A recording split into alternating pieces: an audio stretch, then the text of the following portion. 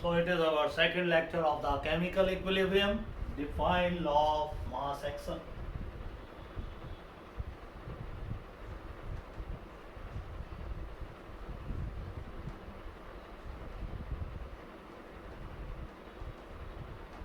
It is called as LMA.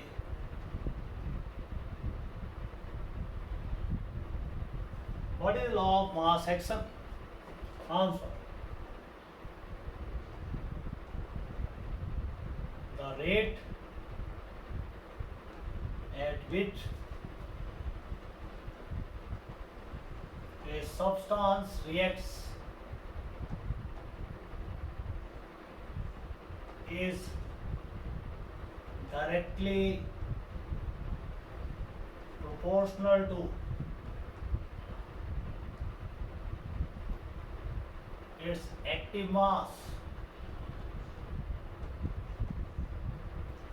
that is molar concentration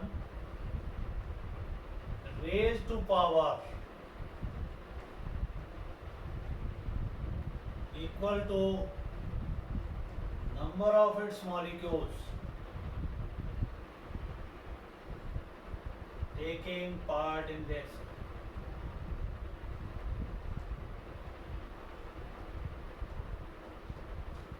Suppose A moles of A, they are reacting to give you products, then rate of this reaction will be proportional to formula of the substance is closed in square bracket with power number of molecules of that reactant taking part in the reaction.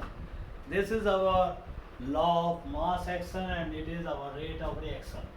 In case more than one reactant taking part in the reaction and giving products,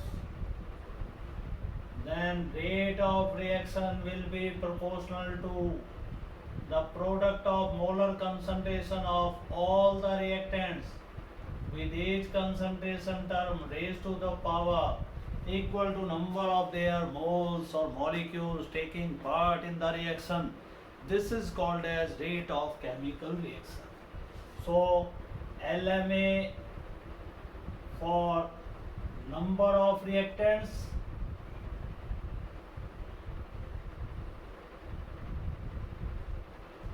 the rate of reaction is directly proportional to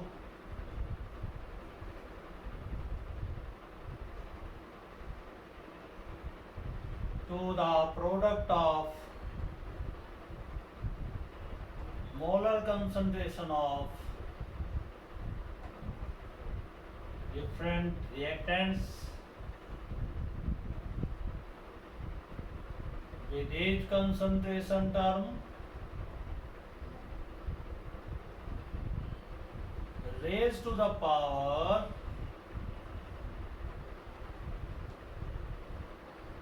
equal to number of its molecules take part in the reaction.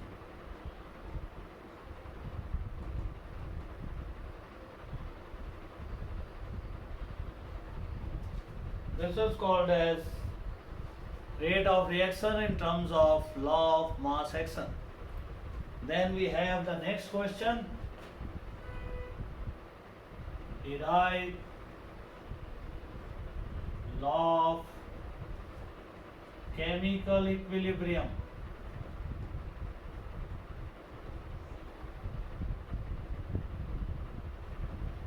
For the derivation of law of chemical equilibrium, we should take a reversible chemical reaction in the state of equilibrium. If A moles of A, they are combining with B moles of B, giving you C moles of C and D moles of D, then rate of forward reaction. It can be said RF proportional to A raised to power small a into B raised to power small b. This is expression number 1. Removing sign of proportionality by constant K1, we get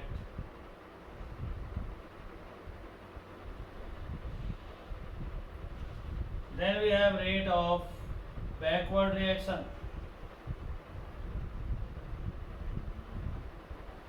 RB is proportional to C raised to power small c d raised to power small d. And removing sign of proportionality, we get K2 C raised to power small c d raised to power small d. Since at equilibrium the rates of these two they are equal, so equating 2 and 3 we get K1 into A raised to power A B raised to power small b. It is equal to K2 C raised to power small c D raised to power small d. On cross multiplication we get K1 upon K2, that is equal to C raised to power C D raised to power D upon A raised to power small a B raised to power small b. The ratio of these two, that is represented by Kc, it will be now equal to C D raised to power D A raised to power A B raised to power B. This is law of chemical equilibrium.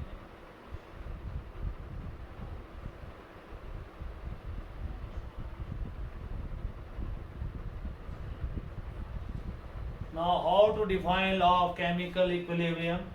Kc here is equal to C raised to power C D raised to power D upon A raised to power A B raised to power B.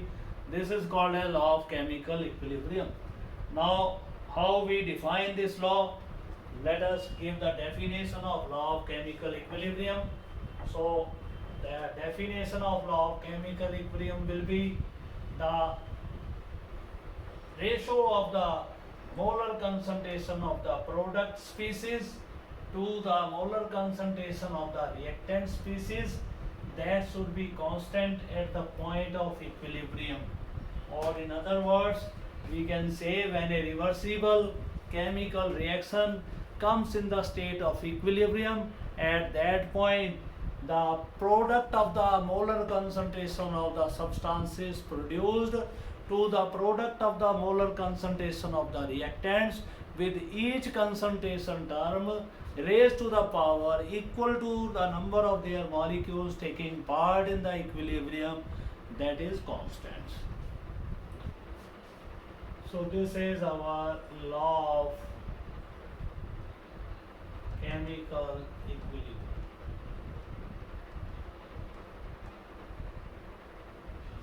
When a reversible chemical reaction attains state of equilibrium, then the ratio of the product of the species formed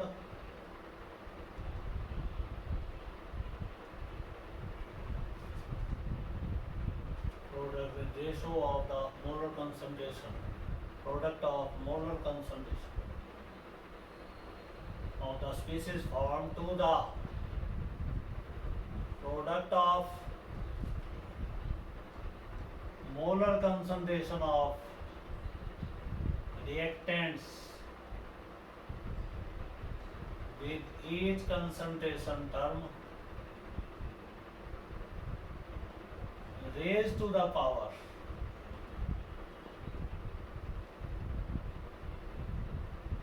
equal to number of its molecules taking part in reaction is constant. That will be constant, that cannot change at the point of equilibrium. This is called a law of chemical equilibrium. Then we have the question number 3. What is the relationship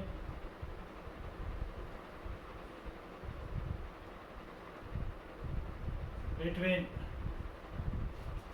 Kp and Kc? Now Kp is the equilibrium constant when partial pressures of the gaseous reactants and products are considered or taken for the calculation of equilibrium constant. And Kc is the equilibrium constant when the molar concentration of the reactants and products they are taken into account. Now to establish a relation between Kp and Kc, let us take a gaseous reaction in the state of equilibrium and then we derive the relation between them. So we will be taking a gaseous reaction where A moles of A gas combine with B moles of B gas, giving you C moles of C gas, D moles of D gas.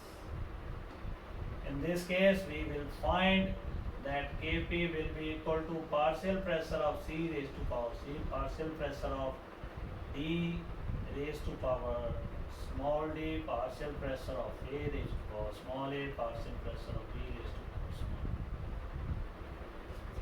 As we know,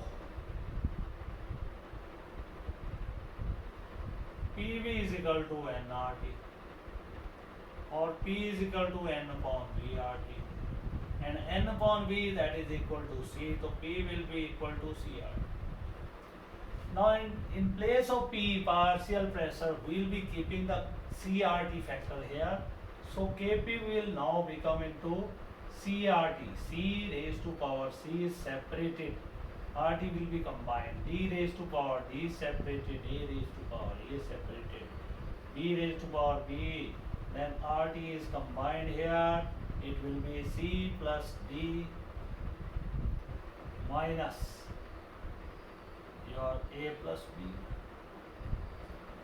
or it can be written as Kp will be equal to C raised to power small c, D raised to power small d, A raised to power small a, D raised to power small b. This is Rd into delta n. Delta n is equal to what? Number of mole of product minus number of moles of the reactant. So this is delta n here, or in place of this we can write Kc. So now Kp is equal to Kc into Rt into delta. If delta n is positive, then Kp is greater than Kc. If delta n is negative, then Kc is greater than Kp. If delta n is 0, they are equal, Kc equal to Kp. So this is the relation between these two constants. Kp is the equilibrium constant when partial pressure of reactants and products they are taken into account, and Kc is the equilibrium constant when the molar concentration of the reactants and products they are taken into account.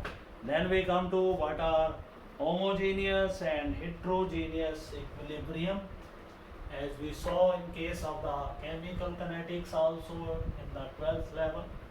Now homo word, it comes from similar. We have studied types of mixtures, homogeneous mixture in 11th class, homogeneous mixture and heterogeneous mixtures. What are homogeneous mixtures? The mixture which are having same composition of the solute and solvent throughout the solution, they are called as homogeneous. Heterogeneous mixtures are those where composition of the reactant and product that is not same. So now we define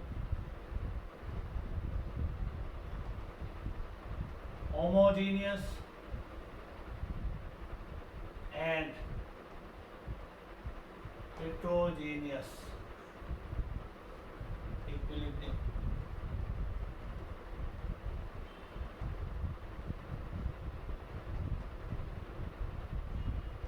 Homogeneous equilibrium.